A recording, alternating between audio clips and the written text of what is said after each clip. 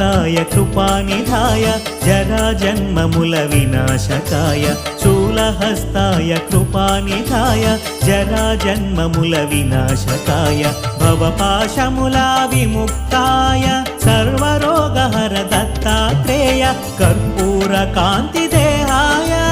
वेदशास्त्र परिज्ञानाय कर्पूरकान्तिदेहाय वेदशास्त्र परिज्ञानाय मूर्तित्रय स्वरूपाय